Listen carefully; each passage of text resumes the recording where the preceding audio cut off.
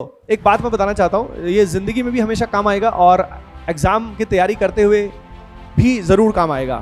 वो ये है कि ये जब जर्नी होती है ना, देयर आर एक्सेप्शनल स्टूडेंट्स जिनको कोई डिमोटिवेशन नहीं होता ज़िंदगी में और लगातार वो बहुत हाईली मोटिवेटेड काम करते जाते हैं और फिर एग्ज़ाम में टॉप भी कर जाते हैं, ये भी हो जाता है। पर ये स्टूडेंट्स बहुत ही कम होते हैं। ज़्यादातर स्टूडेंट्स को परेशानियाँ फेस होती हैं, ज़्यादातर स्टूडेंट्स को कई बार देयर आर डेज जब वो अच्छा फील नहीं करते, देयर आर डेज जिसमें वो डाउनफॉल फील करते हैं और दुखी फील करते हैं when they are not able to perform well और maybe any other reason.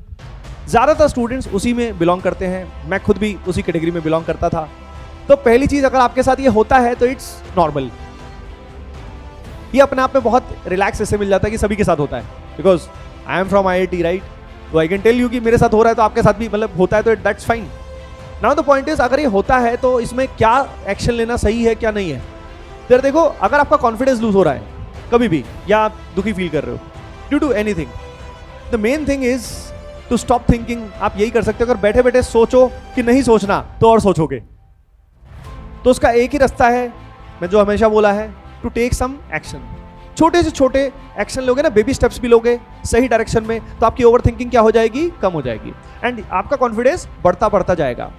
एक चीज का ध्यान रखिएगा, दिक्कत जो होती है हमारे साथ वो ये होती है बहुत बार कि जब ऐसा सिचुएशन आता है तो कई बार हमारा मोमेंटम हम ब्रेक कर देते हैं। जैसे मान लो तबियत खराब हो गई, अब तबियत खराब हो गई तो एक होता है कि हम उसको किसी तरह से मैनेज कर लें। तबियत खराब है तो भी हम थोड़ा बहुत पढ़ लें, किस तरह से घर में थोड़ा रिवाइज कर लिया या कुछ ना कुछ बैलेंस बिठा लिया।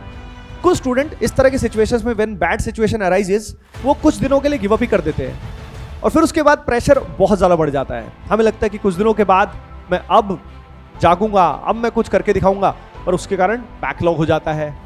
बैकलॉग होने के बाद फिर और डिमोटिवेशन हो जाता है एंड द लूप कंटिन्यूज। तो अगर आप इस लूप में फंसे ही नहीं हो तो बेस्ट थिंग, क्योंकि जब कभी कोई परेशानी वाला सिचुएशन आए तो ये बात है कि उस दिन कम पढ़ाई हो, दैट्स फाइन, पर ऐसा कभी नहीं होना चाहिए किसी दिन कुछ किया ही नहीं, अगले दिन कुछ किया ही नहीं। ये सबसे ज्यादा खतरनाक है, तो इस चीज से बचे। और अगर आप इस लूप में फंसे हुए हो तो जल्द से जल्द इससे निकले। बहुत सारे स्टूडेंट्स इस लूप में, प्रोक्रास्टिनेशन लूप में टाइप से में फंसे होते हैं।